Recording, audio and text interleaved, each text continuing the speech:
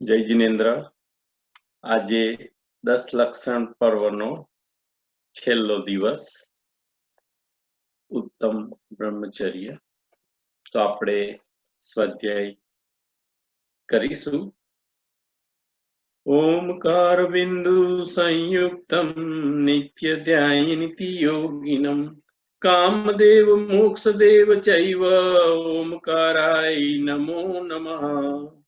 અવિરલ શબ્દોક્ન પક્ષાલિત સકલ ભૂતલ મંકલાંકલન મુનિ વિરૂપા તીર્થા સરસ્વતી હર્તુનો દુરિતાન અજ્ઞાન તિમિરાંધનાજ્ઞાન જન સલ્લખ્યાય ચક્ષુર્મિલિતેન તસ્યૈ ગુરુવે નમઃ. શ્રી પરમ ગુરુવે નમઃ. परम्पराचार्य गुरुवे नमः.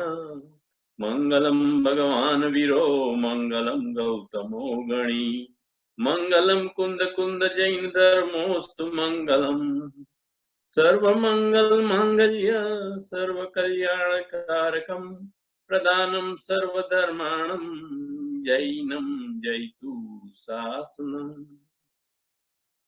આજે આપણે તત્વાસૂત્રનો 10મો અધ્યાય વાંચીશું. પહેલા સંસ્કૃતમાં અને પછી ગુજરાતીમાં. મોક્ષ જ્ઞાન દર્શનાવર્ણતરાય ક્ષયાચ કેવતમ બંધ હેત્વ ભાવ નિજરાભ્યકુત્સર કર્મ વિપ્રો મોક્ષો મોક્ષ ઔપસમિકાદિ ભવ્યતાનાંચ अन्यत्र केवल सम्यक्त्व ज्ञान दर्शन सिद्धतेभ्यः तदंतर मूर्धव गच्छता लोकांतात पूर्व प्रयोगादस्तगः त्वबन्ध छेदांत तथा गति परिणामच्च अविरुद्ध कुलाल चक्र वद्यक प्रगले पाला उवे देरणज परग्नि शिखावच्च धर्मास्ति काया भवात क्षेत्र काल गति लिडंग तीर्थ चारित्र प्रत्येक बुद्ध बौद्धित ज्ञान वगाहंतर संख्याल्प बहुत्व साध्याय इति तथार्थ गिमे मोक्ष शास्त्रे 10मो अध्याय संपूर्ण. अक्षर मात्रा पद स्वरहीने व्यंजन संधि विवर्जित रेखम साधु वीरत्वमक्षयत्यं को न विमुक्ति शास्त्र समुद्रे 10माध्याये परचित्रे तत्वार्थे पीठित सति फलम स्वादुपयसा भाषित मुनि पुंडकवे तत्वार्थ सूत्रकर्तार गृहचिपलो पलिक्षतम वंदे गणिज संजातुमा स्वामी मुनीश्वरम पडम चक्के पडम पंचे जाणी पुगलम तच्छ छह सते ही आस्व अठमे बंध्यावणा अणवे संवरण जन दहमे मुखण विहोणी यह सत च वाणी दह सुक्षेण मुनि देही जकई सक्कैति किरई जे पण सक्कई तहेव सधणम सधणाणो जीवो पवाई अजमराम ठाणम तवेरणं वयतरणं संयम शरणं च जीवदयाकरणं अन्ते समाहि मरणं चौहि दुःख वाणाई अर्हंत वास्यथे गणहरद्वेहि गंथिये सव प्रणामामि पत्तिजुतो सदरणं होयवे शिरसा गुरुवो पातुवो नित्य ज्ञान दर्शनानायकाय चारित्रणा गंभीरा मोक्ष मार्ग उपदेशका कोटि शत तादश्चैव कोट्यो लक्षो स्थितिका चिनेव पंचद्रष्टो च सहस्र संख्या तद श्रुत पंचपद नमामि इति तत्वासूत्र परिणाम तत्वार्थ गिमी मोक्ष शास्त्र समाप्त. હવે આપણે ગુજરાતીમાં એનો अर्थ वाँची लईशु.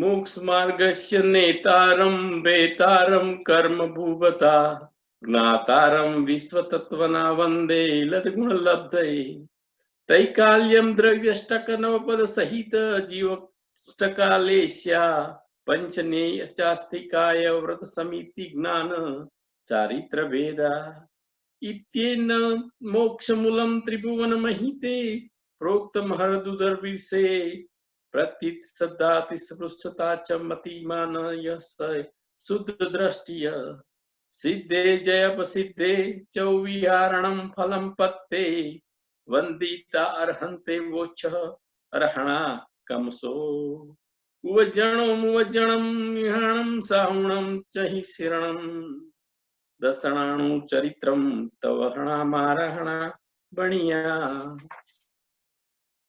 अथ 10मो अध्याय मोहनीय कर्म क्षय थये अनंत मुहूर्तમાં એક સાથે જ્ઞાનવરણ દર્શનાવરણ અંતરાય કર્મનો ક્ષય થઈ કેવલ જ્ઞાન થાય છે. બંધના કારણે અભાવ થવાથી એના બધા કર્મોની નિર્જરા થવાથી મોક્ષ થાય છે. ઉપસ્માદી અને પરિણામિકમાં ભવ્યત્વા ભાવનો નાશ થવાથી મોક્ષ થાય છે. सम्यक्त्व ज्ञान दर्शन सिद्धत्व भाव सहित मुक्त जीवोने बीजा भावनो अभाव होय छे. समस्त कर्मोना अभाव थवाथी जीव उध्वर गमन करे छे अने लोकना अंत भाग सुधी ऊपर जाय छे. पूर्व प्रयोगथी असंगथी बंधनो छेद थवाथी गति परिणामथी मुक्त जीवोने उध्वर गमन थाय छे. ते कुंभारना चाकनी जेम माटीवारी तुंबड़ीनी जेम एरंडाना बीजनी जेम अग्निशिखानी जेम ऊर्ध्व गमन जाय छे. मुक्त जीव लोक आकाशनी बहार आलोक आकाशमां धर्मस्त्रिकायना अभावथी जतो नथी. क्षेत्र काल गति लिंग तीर्थ चारित्र प्रत्येक बुद्ध बोधित ज्ञान अवगहनना अंतर संख्या अल्प बहुत्व आ 12 अनुयोग थी सिद्धों में भेद छे याने स्वरूप में भेद नहीं. इति श्री तत्वासूत्र गुर्जरे भाष्याम 10मो अध्याय संपूर्ण. अक्षर मात्र पद स्वरहीन व्यंजन संधि विवर्जित रेफम साधु विरोमक्षितम कौन विमुक्षति शास्त्र समुद्रे. 10माध्याये परिचिन्ते तत्वार्थ पठित सती फलम स्याद उपवास्यस्य भाषित मुनिपुंगवे. जय जिनेन्द्र. હવે ડોક્ટર વીરસાગર જૈન આપણી સાથે આવ્યા છે, જોડાઈ ગયા છે. તો હવે આપણે એમનાથી આજના 10મા દિવસનું अर्थ ने स्वाध्याय नो लाभ लईशु. जय जिनेन्द्र डॉक्टर वीरसागर जी. आप हम सबको आपका शास्त्र भक्ति का ज्ञान और समझाइए. Thank you. नमो अरिहंताणं नमो सिद्धाणं नमो आयिलीयाणं नमो अज्जायाणं नमो लोये सव्वसाहुणं. मोक्षमार्गस्य नेतारं भेत्तारं कर्मभूव्रतां ज्ञातारं विश्वतत्त्वानां वन्दे तद्गुणलब्धये. धर्मः सर्वसुखाकरो हितकरो धर्मं बुधाश्चिन्वते धर्मेणैव समाप्यते शिवसुखं. धर्माय तस्मै नमः. धर्मान्नास्त्यपरं सुरद्भवव्रतां धर्मस्य मूलं दया धर्मे चित्तमहं ददे प्रतिदिनं. हे धर्म मां पालय हे धर्म मां पालय. हम सब 10 लक्षण महापर्व की आराधना कर रहे हैं और आज उसका 10वां दिन है। आज उत्तम ब्रह्मचर्य का स्वरूप समझने का क्रम है।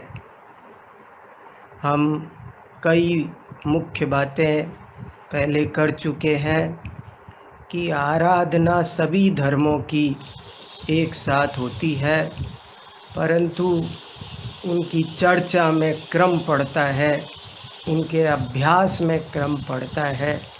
और इसीलिए ये जो धर्म के 10 लक्षण हैं, इनकी हम एक एक करके 10 दिन में चर्चा कर रहे हैं। आज हमको उत्तम ब्रह्मचर्य का स्वरूप समझना है और उसकी आराधना करनी है। उत्तम ब्रह्मचर्य का क्या सही स्वरूप है, इसके संबंध में मैंने बहुत ग्रंथों को पढ़ा, देखा और उसका क्या उत्तम ब्रह्मचर्य का समीचीन स्वरूप है वो समझने का प्रयास किया। मैंने मूल ग्रंथों को भी देखा, उसके अलावा बहुत सारे आधुनिक विद्वानों, मुनियों के प्रवचन उपलब्ध हैं 10 धर्मों पर। मैंने उनको भी पढ़ा और मेरी समझ में जो कुछ बात 10 धर्मों के संबंध में, उत्तम ब्रह्मचर्य धर्म के संबंध में आई है, वो मैं आप सबके सामने रखता हूँ। लेकिन उससे पहले जो हमारा रोज का क्रम चलता रहा है, उस आधार पर मैं सबसे पहले तो आपको दयानंद राय जी की पूजा का जो अर्घ्य छंद है ब्रह्मचर्य का, वो पढ़कर सुना देना चाहता हूँ। बहुत अच्छा छंद है। दयानंद राय जी ने एक एक छंद में बहुत अच्छा भाव भरा है। तो जरा आइए देखते हैं उत्तम ब्रह्मचर्य छंद में वे क्या लिखते हैं।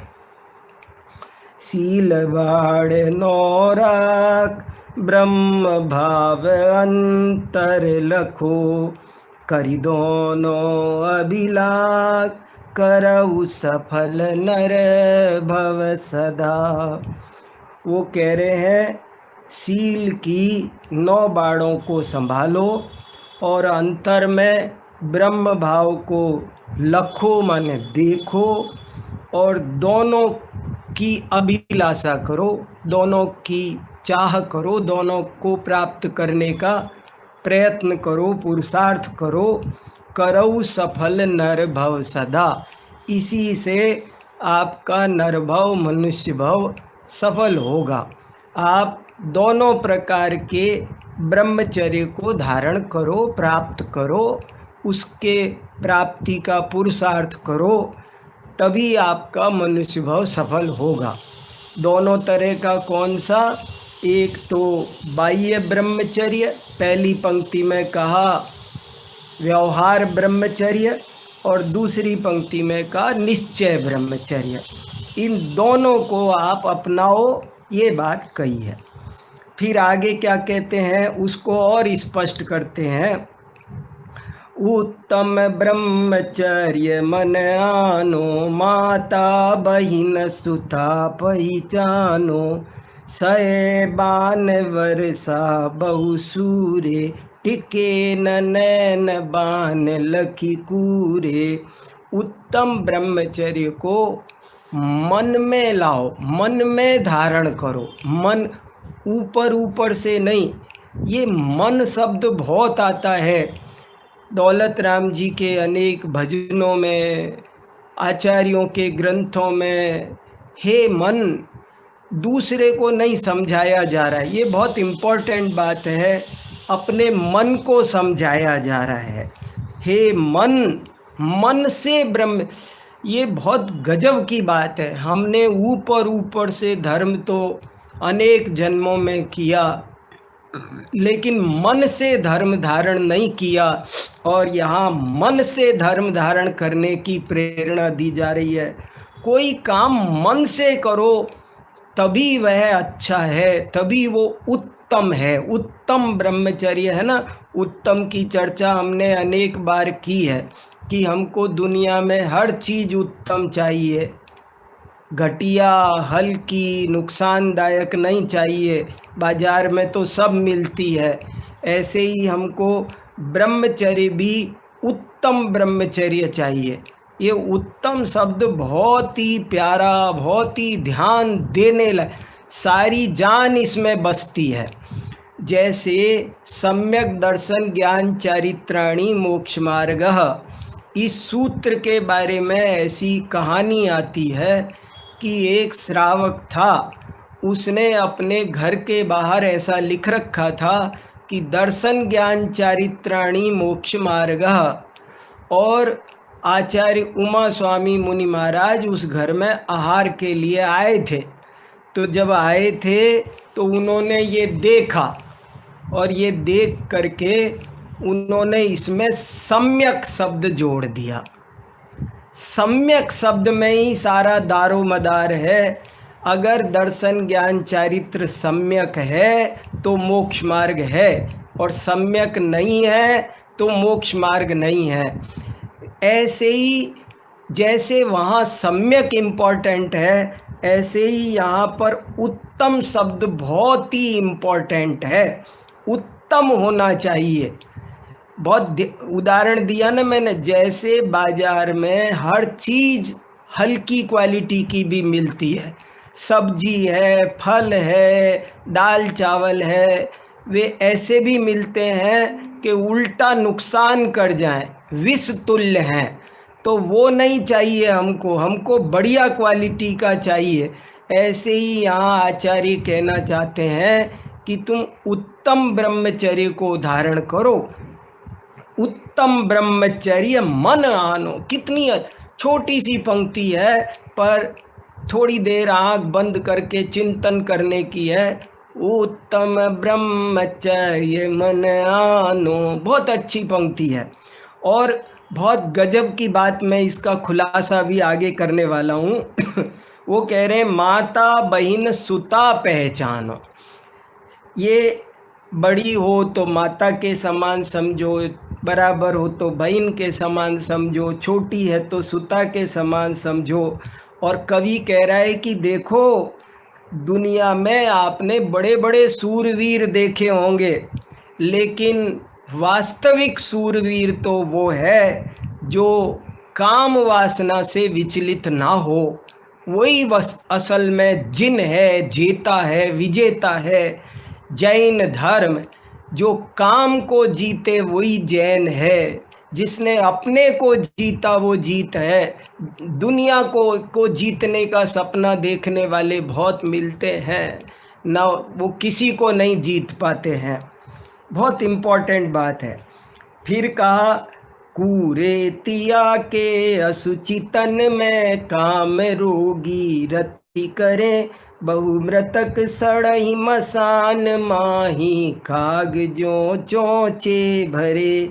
ये काम सेवन का विभत्स चित्रण है कि ये मनुष्य काम सेवन करके रति का अनुभव करता है, परंतु विश्लेषण करके चिंतन करके देखा जाए तो ये दृश्य ऐसा है मानो शमशान में कौआ किसी लाश को खा रहा हो, उसमें चोंच मार रहा हो। ऐसा ये इसको चाक्षुष बिंब कहते हैं, साहित्य में बहुत उच्च कोटि की कला मानी जाती है।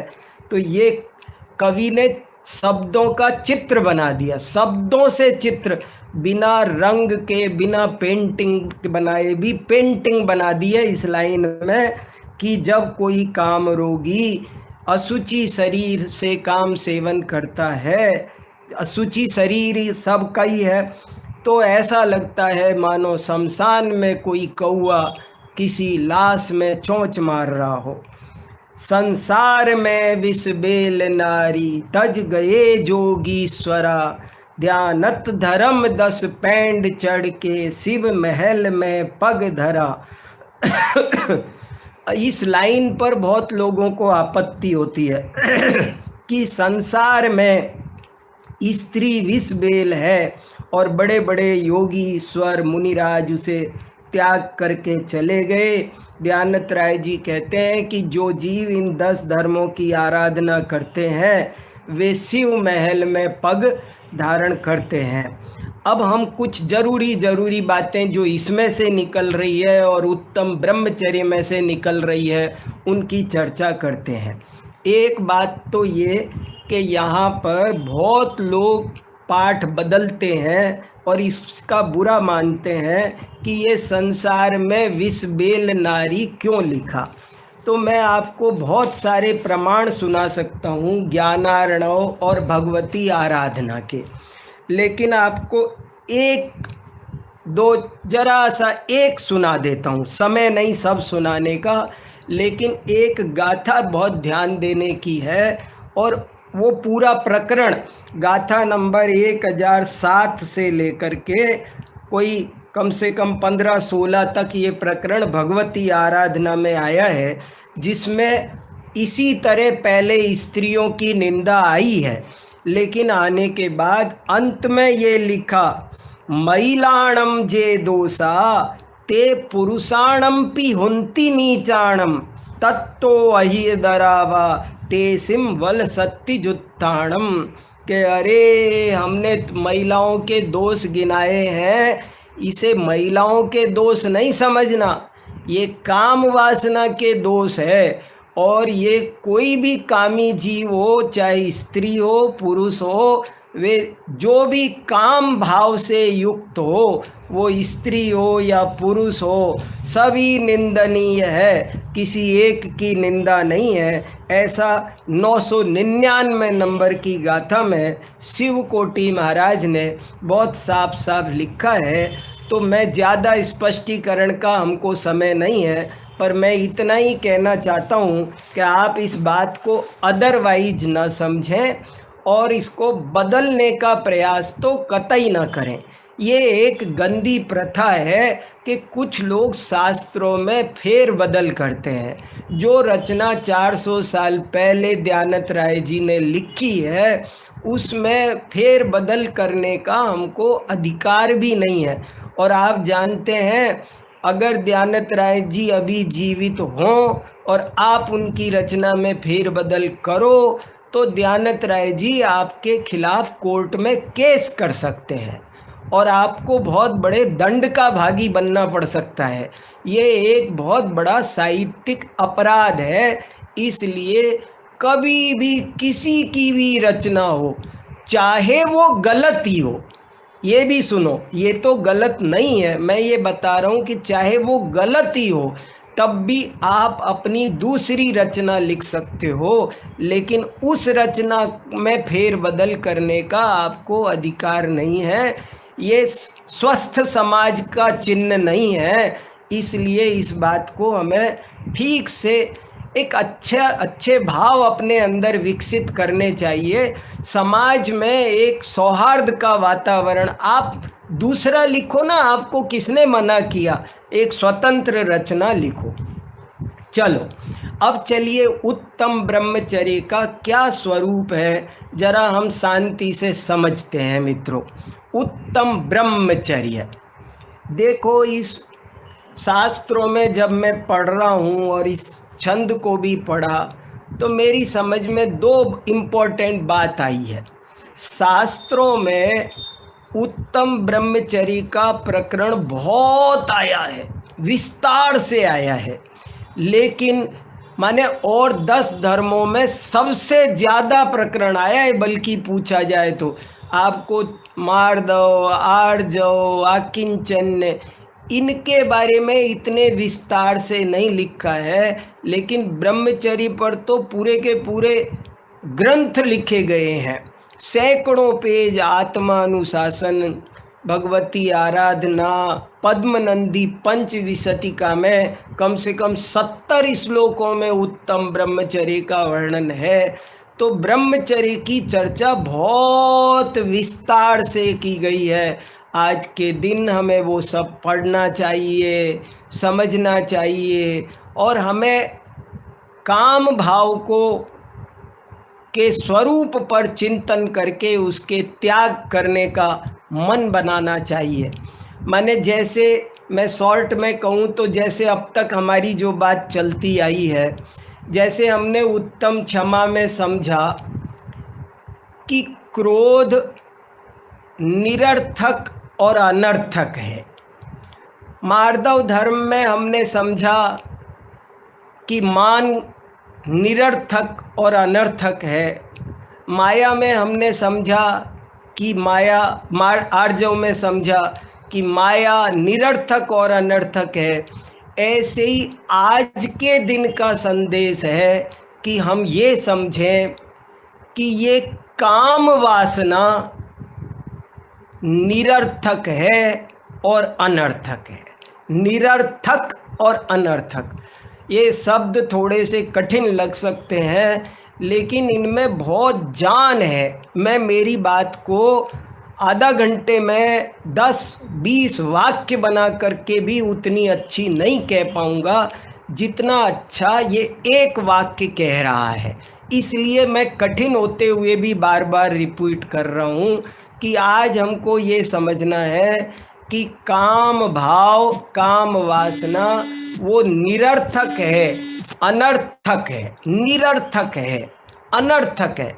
इससे कोई सुख शांति मिलने वाली नहीं है, इससे हमारा मन तृप्त नहीं होने वाला है। ये निरर्थकता है इसकी, और इसकी वजह से बल्कि हमको घोर संकटों का सामना करना पड़ता है। ये इसकी अनर्थकता है। ये सुख नहीं देता, ये निरर्थकता है। दुख देता है, ये इसकी अनर्थकता है। तो हमें इस बात का अच्छे से एहसास करना है। यही उत्तम ब्रह्मचर्य की आराधना है। उत्तम ब्रह्मचर्य की चर्चा शास्त्रों में दो दृष्टियों से आई है। उत्तम ब्रह्मचर्य की चर्चा शास्त्रों के आधार पर मैं बात कर रहा हूँ। मैं अपने मन से आपको नहीं सुना रहा हूँ, सब शास्त्रों के। देखो, हमें सबको शास्त्रों की ही बात सुननी है और शास्त्रों की ही सुनानी है। अपने मन से न सुनना है न सुनाना है। तो उत्तम ब्रह्मचर्य की चर्चा दो दृष्टियों से आई है, एक निश्चय दृष्टि और एक व्यवहार दृष्टि। अभी हमने पूजा में पढ़ा, तो निश्चय दृष्टि और व्यवहार दृष्टि में क्या अंतर है, ये चर्चा भी हमको चिंतन करना है, इस पर विचार करना है। और दूसरी दृष्टि और है, दो पद्धतियां हैं कहो तो। दूसरी पद्धति ये है कि एक तो ब्रह्मचर्य महाव्रत की चर्चा आती है, एक ब्रह्मचर्य अणुव्रत की चर्चा आती है। दो चर्चा है, एक ब्रह्मचर्य महाव्रत और एक ब्रह्मचर्य अणुव्रत। ऐसे दो तरह, माने अब हमको चार बात करनी है। एक निश्चय ब्रह्मचर्य, एक हमें व्यवहार ब्रह्मचर्य, एक हमें ब्रह्मचर्य महाव्रत और एक हमें ब्रह्मचर्य अणुव्रत। ये चार बातें हमको शांति से चिंतन करना है, तभी बातें पूरी होंगी, तभी अच्छे से सब समझ में आएंगी।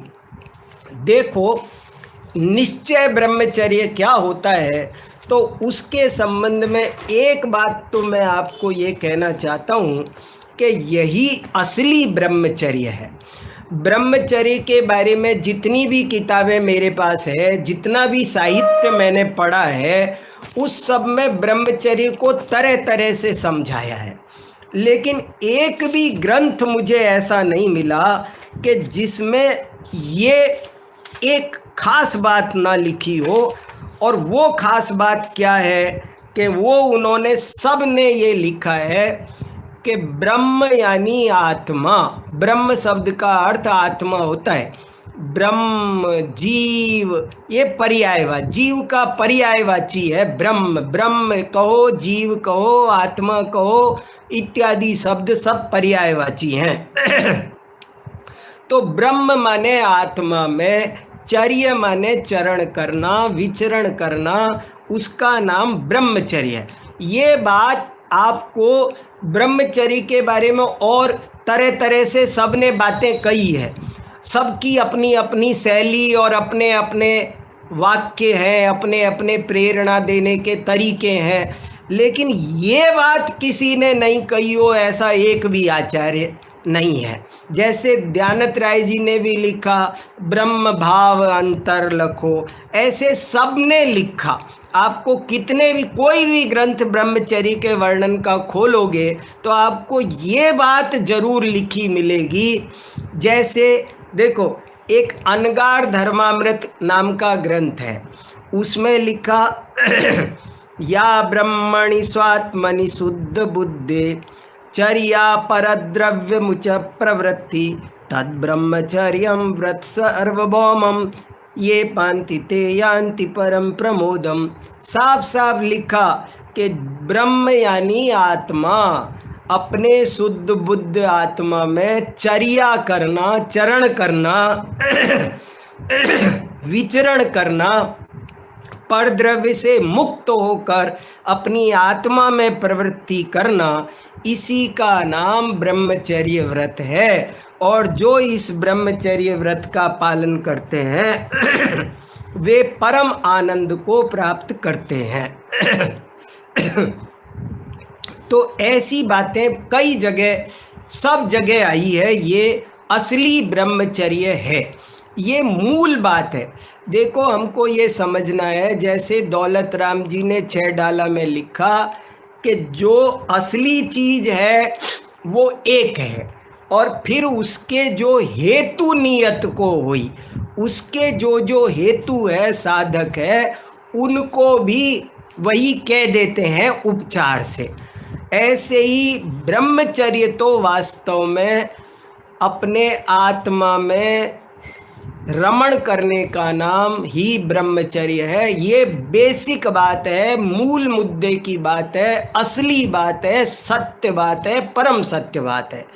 लेकिन अब ये ब्रह्मचर्य की आराधना में जो जो काम साधक हैं उन सब को भी ब्रह्मचर्य ही कह दिया जाता है।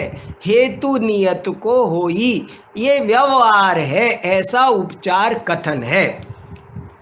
जैसे बम्बई जाने का नाम ही बम्बई जाना है, लेकिन बम्बई जाने के लिए टिकट खरीदने जाए तो वो भी बम्बई जाना ही है।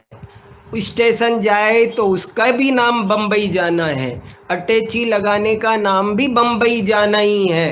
ट्रेन में बैठने का नाम भी बम्बई जाना ही है। भोपाल नागपुर पहुंचना, इसका नाम भी बम्बई जाना ही है। पर वास्तव में देखा जाए तो बम्बई जाने का नाम ही बम्बई जाना है। तो ये बात हमको पहले मजबूत करनी है कि ब्रह्मचर्य का वास्तविक मतलब क्या है। और देखो, जगह जगह लिखा है, कितने भी पढ़ पढ़ के आपको सुना सकता हूँ मैं, बहुत मेरे पास लिखे हैं। देखो, जीवो ब्रह्मा जीवम्मि चैव चर्या, जीवो ब्रह्मा, जीव है वो ब्रह्म है, और जीवम्मि जो चर्या, जीव में जो चर्या है, चरण है, विचरण है, तम जान ब्रह्मचर्य, उसी को आप ब्रह्मचर्य जानो। ऐसे जगह जगह आत्मा ब्रह्म विविक्त बोध निलयो यत्र चर्यम पर, आत्मा ब्रह्म है और उसमें जो चर्यण है, विचरण है, तद ब्रह्मचर्यम, उसी का नाम वास्तव में ब्रह्मचर्य है। तो निश्चय ब्रह्मचर्य की चर्चा तो इस रूप में शास्त्रों में आती है, और वास्तव में देखा जाए तो आज हमको 1 घंटा 2 घंटा इसी की चर्चा करनी चाहिए। असली ब्रह्मचर्य यही है, लेकिन अपने को पूरी बातें 1 घंटे में समेटनी है, इसलिए इस प्रकरण को करके अब आगे बढ़ते हैं। पर आप ये बात ये तो ऐसे मत ये तो निश्चय की है, ये तो साधुओं की है, ऐसे करके इसको इग्नोर करना, हल्की करना, अपना नुकसान करना है। हमको यही ब्रह्मचर्य प्राप्त करना है। देखो आत्मशुद्धि का नाम ही धर्म है, और ये आत्मशुद्धि ही ब्रह्मचर्य है। और इस आत्मशुद्धि के जो जो साधन हैं, वे साधन भी उपचार से प्रशंसनीय है। और इसलिए जैन दर्शन में, खासकर जैन दर्शन तो बहुत ही उच्च कोटि का आध्यात्मिक दर्शन है, इसलिए इसमें तो ये बात बहुत जोर देकर कही है, जब तक हम आत्मा को नहीं जानेंगे तब तक कुछ शुरू नहीं हो सकता। हम नर्सरी की क्लास में भी नहीं आएंगे।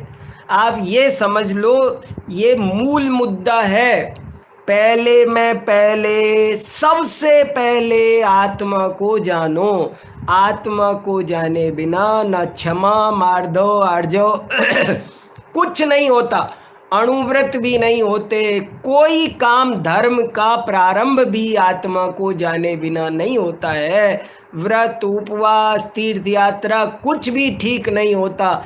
इसलिए ये संकल्प करो, इस बारे में बहुत अपनी वर्कशीट में सबसे ऊपर लिखो, सबसे जरूरी काम जीवन का क्या है?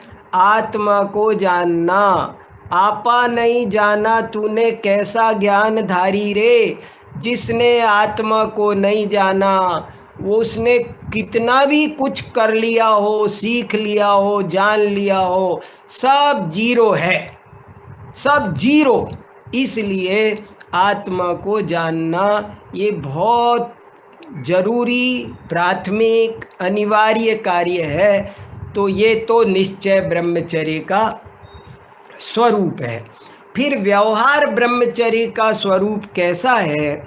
तो जो जो उसके साधन हैं, उसके लिए आचार्यों ने नाना प्रकार से काम सेवन का त्याग करो, विवाह आदि तक का भी त्याग करो, स्त्री पुरुष का काम भाव से रमण करने का त्याग करो, इस तरह की बात बहुत कही है। और इस बात को ही खासकर उन्होंने दो भागों में फिर बांटा। पे देखो, वास्तव में देखा जाए ना तो ब्रह्मचर्य के दो भेद, निश्चय ब्रह्मचर्य और व्यवहार ब्रह्मचर्य। और सही पूछो तो निश्चय ब्रह्मचर्य तो साध्य है ही। जो व्यवहार ब्रह्मचर्य है उसके फिर उन्होंने दो भेद किए, एक ब्रह्मचर्य महाव्रत और एक ब्रह्मचर्य अणुव्रत। तो ब्रह्मचर्य महाव्रत तो मुनि महाराजों के होता है, और उसका तो कहना ही क्या, हम कितना वर्णन करें। खासकर जैन मुनियों का ब्रह्मचर्य वो तो गजब है। आपको संसार में बहुत सारे दुनिया के अन्य धर्मों में ऐसी कहानियाँ मिलती है कि वो उर्वशी, मेनका, रंभा, बड़े बड़े ऋषि मुनि, ये काम भाव बहुत दुखदायी है और बड़ा विचित्र है। अनिवारोद्रेक, महावीराष्टक स्तोत्र में एक बहुत अच्छा श्लोक आता है, अनिर्वारोद्रेक स्त्रिभुवन जयी काम सुभटः कुमारावस्थायामपि निजबलाद्येन विजितः स्फुरन्नित्यानन्दा प्रशमपदराज्याय सजिनः महावीरस्वामी नयनपथगामी भवतु मे। कि महावीर भगवान ने उस काम भाव को जीता, कुमार अवस्था में जीता, कि जो काम भाव अनिर्वार उद्रेक वाला है, अनिर्वार उद्रेक, जिसका वेग रोका नहीं जा सकता। बड़े बड़े लोग, बड़े बड़े सब भटक जाते हैं, यहाँ आकर बड़े बड़े ज्ञानी ध्यानी सब अपना धन, अपना ज्ञान, अपना तप मिट्टी में मिला देते हैं। अपना धन, अपना ज्ञान, अपना तप सब मिट्टी में मिला देते हैं। ये बहुत खतरनाक चीज है। इसके बारे में काम वासना कितनी बुरी होती है।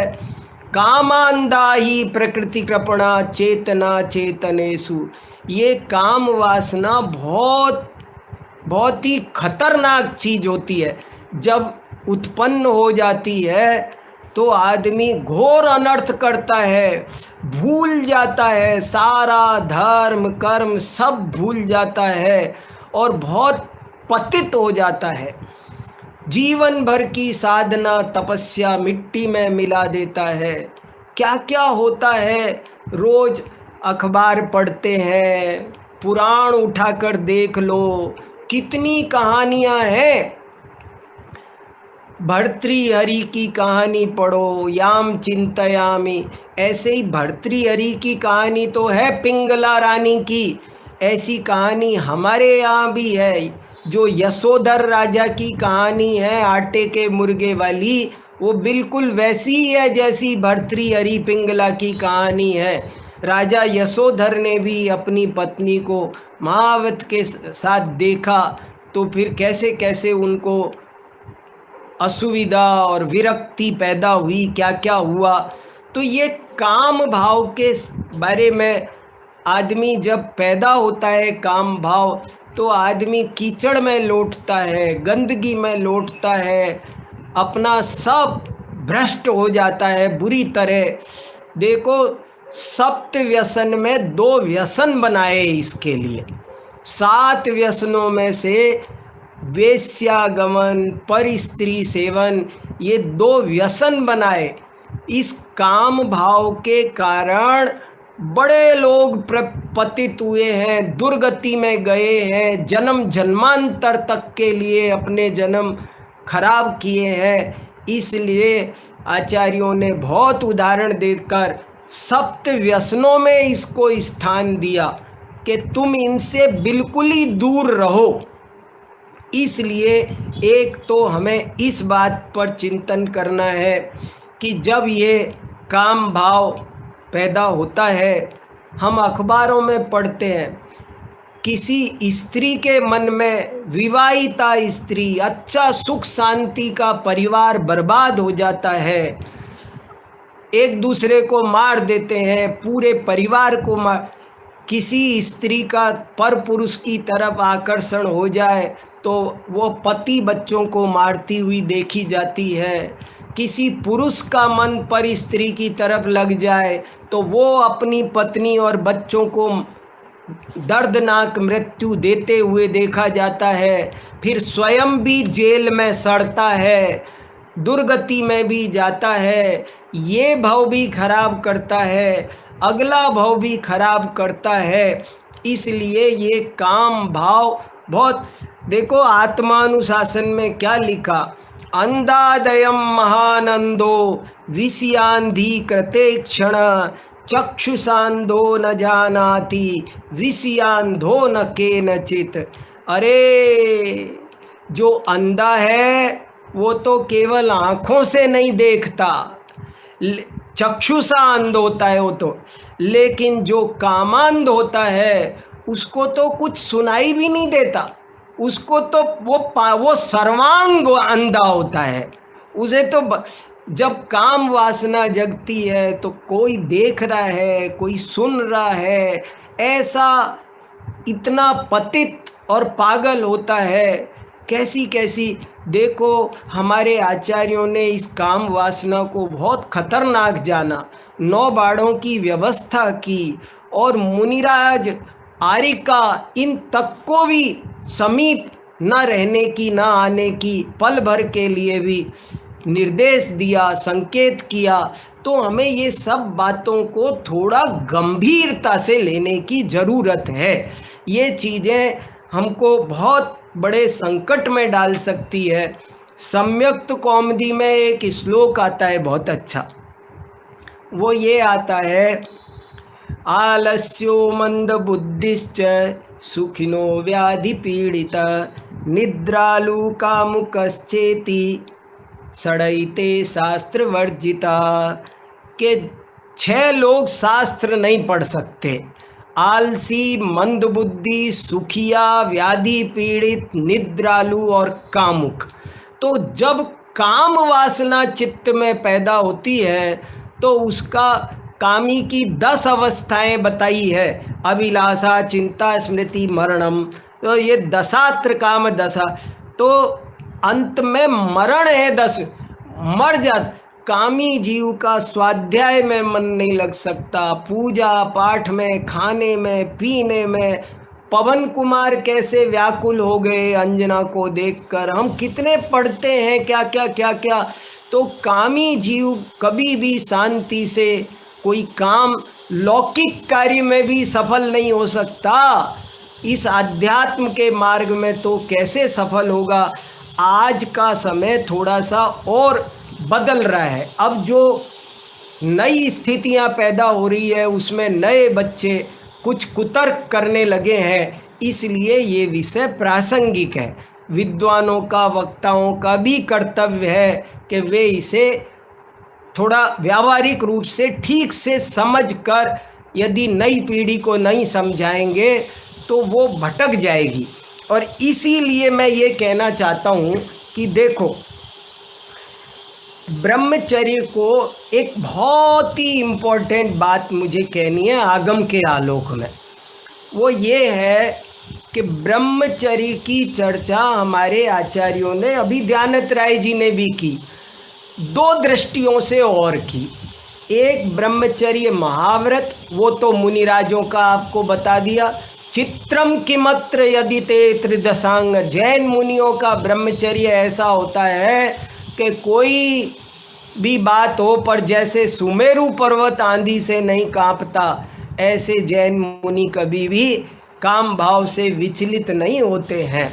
ये तो मुनियों के बात है। लेकिन मुनियों की ब्रह्मचर्य की चर्चा तो मैं आपके सामने क्या करूं, अच्छा नहीं लगेगा, न मैं कर सकता विशेष। आप सुनने वाले भी सब श्रावक और मैं भी श्रावक, तो हमको आज थोड़ी ब्रह्मचर्य अणुव्रत का कितना महत्व है। अब आप ये समझ लो, मैं जो बोलने वाला हूँ आपके सामने वो ये बोलने वाला हूँ कि हम ब्रह्मचर्य महाव्रत को न पाल सकें, पूर्ण ब्रह्मचर्य को न पाल सकें, गृहस्थ दशा में भी बहुत से लोग बिल्कुल ब्रह्मचारी बन जाते हैं, वैसा हम ना कर सकें, तो ब्रह्मचर्य अणुव्रत को भी यदि हम ठीक से पाल सके तो हमारी ये उत्तम ब्रह्मचर्य की आराधना होगी। और हम इसको ही एक ठीक से मन लानो, जिसको मैंने कहा, ये जो चर्चा आई है कि माता बहिन सुता पहचानो, ये गृहस्थ के ब्रह्मचर्य की बात है ये। इसलिए हमको अणुव्रत वाला ब्रह्मचर्य भी अगर हम पाल सकें तो बहुत बड़ा काम होगा। हमको ये तो समझ में आ जाए, आज ये जो विवाह व्यवस्था बनाई है भगवान ऋषभ देव ने जो विवाह व्यवस्था बनाई है, ये बहुत महत्वपूर्ण है। आपको मैं एक सेंटेंस बोलता हूँ अंडरलाइन करने लायक, नोट करने लायक, कि विवाह भी दीक्षा है, विवाह भी दीक्षा है। मैं इस पर एक लेख लिखना चाह रहा हूँ। विवाह दीक्षा है। जैसे मुनि बनते हैं, संन्यास लेते हैं, तो सर्वांग दीक्षा लेते हैं, वो पूर्ण दीक्षा है। और विवाह है वो एक देश दीक्षा है। विवाह एक देश दीक्षा है। आपको बहुत बड़ा काम करना है, ये एक तरह की दीक्षा ही हो रही है आपकी। आपको अनंत साथियों से के प्रति काम भाव से रमण करने की इच्छा का त्याग करके एक के साथ में अपने आप को सीमित करना है। और वो भी कैसी कैसी निष्ठा के साथ, देखो बड़ी बड़ी निष्ठा के साथ। ऐसे ऐसे मंद कसाई महापुरुषों के प्रसंग हमको शास्त्रों में पढ़ने मिलते हैं कि एक बार एक विवाह ऐसा हुआ कि विवाह होने के बाद में पत्नी ने पति से कहा कि हे स्वामी, मैं आपसे क्षमा चाहती हूँ क्योंकि मैंने शुक्ल पक्ष का ब्रह्मचर्य ले रखा है, तो हम शुक्ल पक्ष में ब्रह्मचर्य से रहेंगे। तो पति ने कहा कि अरे, मैंने कृष्ण पक्ष का ब्रह्मचर्य ले रखा है, तो अब क्या होगा? तो ये हो सकता था कि दोनों तलाक ले लें। आजकल बड़े तलाक के पक्षधर हो रहे हैं और बहुत स्थितियां बदली जा रही है। आज लोग ऐसा कहते चले जा रहे हैं, ये किसने विवाह की व्यवस्था बनाई, उसको पकड़ो, उसको मारो, उसको पीटो और तुम भी फ्री, हम भी फ्री। ऐसे ये जो अराजक स्थिति पैदा हो रही है, देखो विवाह में जो अस्थिरता आई है, जो पर पुरुष या पर स्त्री के प्रति जो आकर्षण पैदा हुआ है, इसके कारण वर्तमान जीवन में बहुत संकट पैदा हो गए। लोग गहरे डिप्रेशन में, टेंशन में आ गए हैं, सुसाइड कर रहे हैं, मर्डर कर रहे हैं, मार देते हैं, साथी को मार देते हैं, खुद मर जाते हैं। ये बहुत चिंता का विषय है और अभी इसमें बहुत सारी बातें आती है। काम भाव में कितनी बातें आती है, वे सब आज हमको उत्तम ब्रह्मचर्य के दिन गहराई से चिंतन करना है। ये कितना अहितकारक है, इस पर हमको मन से चिंतन करना है। कितना बड़ा ब्रह्म भाव अंतर मन से समझना है, इसको कर दोनों मन में इसको बिठाना है। तो इस नाना प्रकार की कितने ही लोग अश्लील फिल्में देखना, ये एक गंदी आदत लग जाती है। ब्लू फिल्म देखना, गंदी गंदी क्लिप देखना, नाना प्रकार के और अनंग क्रीड़ा, नाना प्रकार की और विपरीत रुचियाँ, ये सब अनेक प्रकार के रोगों को उत्पन्न करती है। शारीरिक रोग तो उत्पन्न करती है, मानसिक रोग उनसे भी ज़्यादा खतरनाक उत्पन्न करती है। इसलिए हमको इन सब पर भी बहुत गहराई से चिंतन करके हमें याद करना चाहिए। बड़े बड़े हमारे आचार्यों ने शील व्रत की कितनी कहानियाँ लिखी, कितनी कहानियाँ लिखी, कैसे बड़े बड़े सेठ सुदर्शन की कहानी अजर अमर कहानी है, अजर अमर। लाखों लोगों को उसने सील के मार्ग पर लगाया है और भविष्य में भी लगाएगी। ऐसी अद्भुत कथा, ऐसी अद्भुत कथा हमारे आचार्यों ने लिखी। ऐसे अद्भुत अद्भुत शीलवती स्त्रियों की कथा, अंजना हो, चंदना, ये सब। अंजना सती 22 साल तक भरी जवानी में पति नहीं बोल रहा है, रानी है। सीता रावण के घर पर चली गई, रावण नाना प्रकार से पटरानी बनाने का प्रलोभन देता है, मगर प्राण जाए तो जाए, पर जिन्होंने अपना संयम नहीं तोड़ा, काम भाव अपने मन में उत्पन्न नहीं किया, वे पूज्य है, वंदनीय है, वे ही धर्म ध्यान अच्छे से कर पाते हैं। इसलिए हमको सब तरह, माने ये हम और बड़ी आराधना हम ना कर सकें, लेकिन हम इन चीज़ों को तो ठीक से समझें ना। देखो कितनी सारी बातें इस तरह से आचार्यों ने कही। बहुत आज स्थिति में एक और बात आई है, वो भी मैं आपको ज़रूर बताना चाहता हूँ। वो बात ये है, देखो 7 व्यसनों का वर्णन तो मैं पढ़ के सुनाना चाहता हूँ, बहुत सारा है। ये पद्मनंदी पंचविंशति का भी लेके बैठा हूँ, इसमें से भी सुनाना चाहता हूँ। ये जैन शतक में बहुत अच्छा सप्त व्यसनों का सरल किताब है, आप सब इसको पढ़ सकते हो। वेश्या व्यसन के वर्णन में कितना सुंदर छंद लिखा है। फिर पर स्त्री के में 3-4 लिखे। एक सुनो कितनी अच्छी बात लिखी। दृढ़ शील शिरोमन कारज में जग में जस आरज तेई लहें, तिनके जुग लोचन वारिज हैं, यह भांति अचारज आप कहें। पर कामिनी को मुख चंद चिते, मुंद जाई ज्यादा ये टेव गहे। धनी जीवन है तीन जीवन को, धनी माई ऊने उर माये वह। कितना अच्छा कहा। आपको इसमें से मुझे एक खास बात बतानी है जरा सी, बस ये लिखा कि जो व्यक्ति सील का पालन करते हैं दृढ़ता पूर्वक, वे ही आर्य हैं, वे ही श्रेष्ठ हैं, और उन्हीं व्यक्तियों की आंखें कमल की उपमा देने लायक है। देखो एक बहुत अच्छी बात कही, जरा ध्यान से सुनना, कितनी अच्छी बात कह रहे हैं। महिलाओं के मुख को आपने सब जगह पढ़ा होगा, उस औरत का मुंह तो चंद्रमा के समान सुंदर है, चंद्रमा के समान। मुख को, महिलाओं के मुख को चंद्रमा की उपमा दी है, और पुरुषों की आंखों को कमल की उपमा दी जाती है। पुरुषों की आंखों को कमल की उपमा दी जाती है। ऐसे कहते हैं ना, रामचंद्र जी के कैसे हैं, तो बोले उनके नेत्र कमल। तो बोले पुरुषों की आंखों को तो कमल कहा, महिलाओं के मुख को चंद्रमा कहा, तो क्यों कहा? कभी आपका ध्यान नहीं गया होगा, लेकिन भूधरदास जी का ध्यान गया कि महिलाओं का मुख चंद्रमा है, तो आपकी आंखें नेत्र कमल है। कमल क्यों कहा?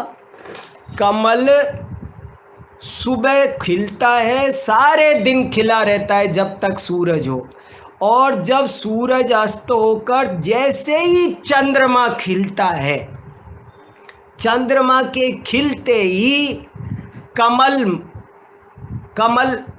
मुरझा जाता है, कमल की पंखुड़ियां मुड़ जाती, सिकुड़ जाती है। तो बोले देखो, वे पुरुष आर्य हैं और उन पुरुषों की आंखें कमल हैं जो किसी स्त्री के मुख रूपी चंद्रमा को देखते ही अगर कदाचित दृष्टि पड़ भी जाए तो जो झुक जाती हैं। वे उन आर्य पुरुषों की आंखें क्या गजब कर दिया देखो, जिनकी आंखें पर स्त्री के मुख रूपी चंद्रमा को देख करके मुंद जाती है, वे ही आंखें कमल है, वे ही पुरुष धन्य है। क्या गजब की बात लिखी। तो भैया बहुत अच्छी बातें हैं, हमको समझना। एक बार अगर हम गलत रास्ते चले गए, हमको गंदी आदत लग गई, तो समझ लेना जीवन नरक बन जाएगा। तो आज हमको उत्तम ब्रह्मचर्य के दिन काम वासना की हेयता पर बहुत गहराई से क्षणिक सुख के कारण, अरे उसमें हिंसा भी बहुत होती है। काम सेवन में ये मनुष्य भाव कर्म काटने के लिए मिला है, नए कर्म बांधने के लिए नहीं मिला है। क्या है? कितना काम सेवन करो, मैं चक्री पद पाए निरंतर। हमने कितने कितने काम सेवन किए, पर ये सोचा करता हूँ भोगों से बुझ जावेगी इच्छा ज्वाला, परिणाम निकलता है लेकिन मानो पावक में घी डाला। इसलिए ये जैन आचार्यों का ही बड़ा उपकार है। आपको और एक गजब की बात बता रहा हूँ कि और जगह तो उल्टी काम वासना उद्दीप्त की जा रही है। वे शास्त्र शस्त्र हैं जो काम भावना। आप पूरा साहित्य उठा लो, दुनिया का साहित्य, इसमें भी बहुत अच्छा छंद जैन शतक में भूधरदास जी ने लिखा है। जैन कवियों ने बहुत लिखा है। आपको क्या बताऊं, किसका मैं नाम लूं। बहुत सारी सतसैयाँ, पूरा रीति काल में कवियों ने राजाओं को भड़काने के लिए, उत्तेजित करने के लिए पूरा संस्कृत साहित्य भरा है, परकीया नायिका, और लोग उनको पढ़ रहे हैं, कोर्स में लगे हुए हैं, पढ़ा रहे हैं और रस ले रहे हैं। और वर्ण नायिका, उनके अंगों का वर्णन, उसका मुख ऐसा है, नख सिख वर्णन हो रहा है, उसकी आंखें ऐसी, उसके होठ ऐसे, उसके स्तन ऐसे, उसके जगह, क्या पागलपन हो रहा है। आग में घी डालने का काम हो रहा है। और हम अगर उनसे बचे नहीं तो हम जिनवाणी की आराधना नहीं कर पाएंगे। देखो कितना अच्छा छंद सुनाता हूँ, एक और बहुत बढ़िया छंद, 2-3 छंद ये पढ़ने। जैन शतक का स्वाध्याय करो आप कभी, तो आपको बहुत परिणामों में विशुद्धि होगी। जैन शतक जैन धर्म में लगाने के लिए एक बहुत बड़ा अमृत है। आप जानते हैं इस जैन शतक ने क्रांति की थी कभी। ये आगरा की गली गली में इसके सवैये गाए जाते थे। और अभी भी आप कहीं चले जाओ, आप सोनागिर तीर्थ पे जाओ तो आपको जैन शतक के सवैये लिखे मिलेंगे। यहाँ शाहजहाँ के लाल किले के सामने लाल जैन मंदिर है। लाल जैन मंदिर में 400 साल पहले से जैन शतक के सवैये लिखे, अभी तक लिखे हुए हैं, आपने जिसने दर्शन किए होंगे। तो ये बहुत अच्छे अच्छे छंद है। इसने बहुत लोगों को धर्म पर लगाने के लिए बहुत बड़ी भूमिका अदा की है। देखो क्या लिखा, राग उदय जग अंध भयो, सहजे सब लोगन लाज गवाई, सीख बिना नर सीख रहे, विषनादिक सेवन की सुघराई, तापर और रचे रस काव्य, कहा कहिए तीन की निठुराई, अंध असुजन की आँखियान में झोंकत है रज राम दुहाई। ये दुनिया राग के कारण वैसे ही अंधी हो रही है। काम भाव किसको अच्छा नहीं लगता, सब पागल हो रहे हैं उसके पीछे लोग क्या नहीं करते। अरे अखबार एक भी दिन ऐसा नहीं मिलेगा जब ऐसी दर्दनाक खबर ना मिलती हो। क्या क्या नहीं हो रहा है।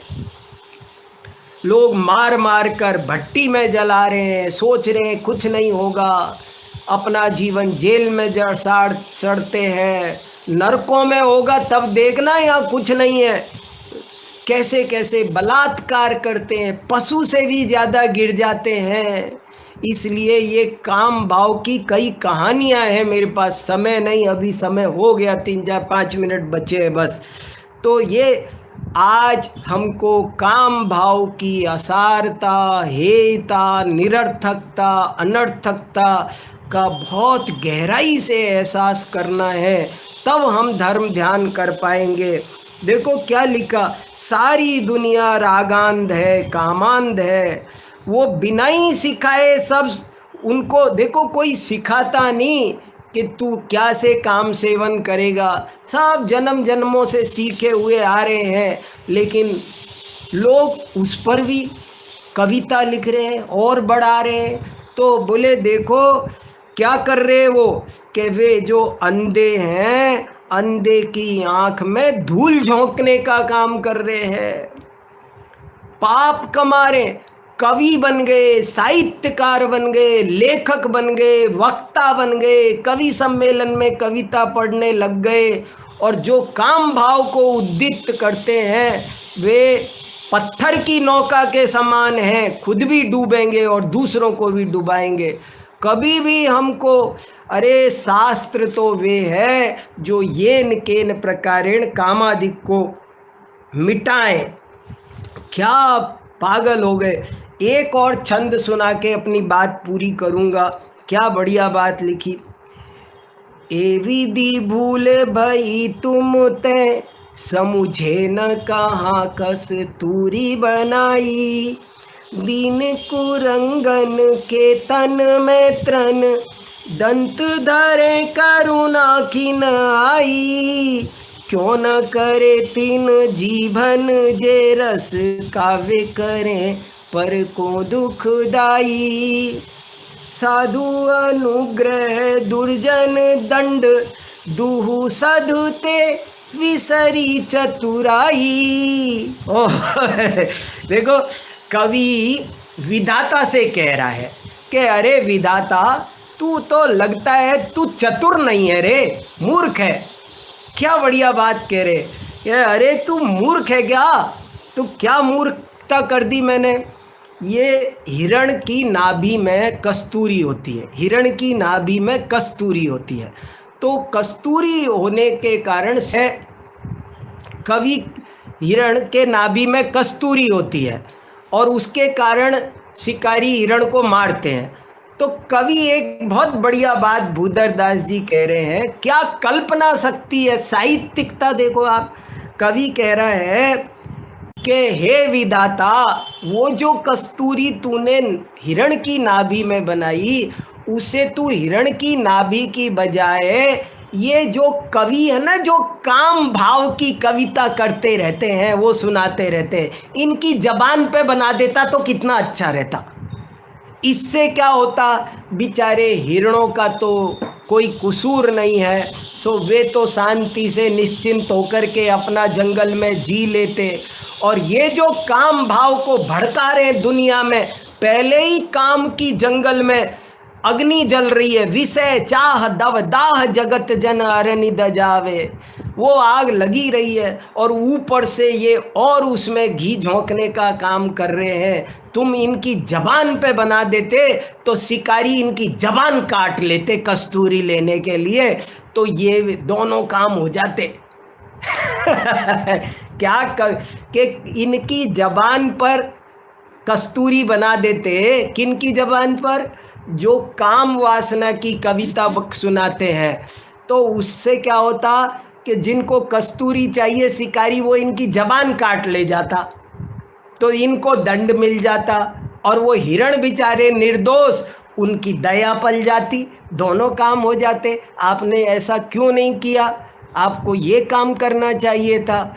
मेरा कहने का मतलब ये है, देखो, उत्तम ब्रह्मचर्य की हम आराधना कर रहे हैं। मैं बहुत सारी बातें आपको और भी बता सकता था और निश्चय ब्रह्मचर्य की बात बताई और उसी को 1 घंटे बता सकता था, लेकिन ये भी बहुत ज़रूरी है और वो तो चर्चा हम हमेशा करते हैं। लेकिन ये हम ब्रह्मचर्य अणुव्रत भी यदि सही से पाल सके तो हम सम्यक दृष्टि हैं, धर्मात्मा हैं, मोक्ष मार्गी हैं, ये समझ लेना। जो अपने साथी में संतुष्ट है, निष्ठा के साथ है, अन्यत्र कभी भी स्वप्न में भी जो पर स्त्री या पर पुरुष के रमण का भाव नहीं करता है, वो परम पूज्य है, वे वंदनीय है, वे धन्य है। वे स्त्री और वे पुरुष, वे स्त्री और वे पुरुष धन्य है, वंदनीय है, जो अपने साथी में एकदम संतुष्ट हैं, पर स्त्री या पुरुष का कभी स्वप्न में भी ख्याल नहीं करते हैं। यही उत्तम ब्रह्मचर्य है। इसलिए इस काम वासना को भड़काओ नहीं। नाना प्रकार के गंदे चित्र देखना, गंदी कविता पढ़ना, गंदी बातें करना, गंदे भाव करना, विषय वासना में रमण करना, ये दुर्गतिदायक है। तन खराब करता है, मन खराब करता है, जन्म खराब करता है, अगला जन्म खराब करता है। इसलिए सब पद प्रतिष्ठा तप सबको जला देता है। इसलिए उत्तम ब्रह्मचर्य की आराधना तभी सफल है जब हम काम भाव की निरर्थकता और अनर्थकता का अपने हृदय में बहुत गहराई से एहसास करें और निरंतर अपनी आत्मा में ही लीन रहने का प्रयास करें। हम सब ऐसे उत्तम ब्रह्मचर्य को पालन करें। इसी भावना के साथ मैं आज की बात को पूरी करता हूँ। बोलो उत्तम ब्रह्मचर्य धर्म की जय।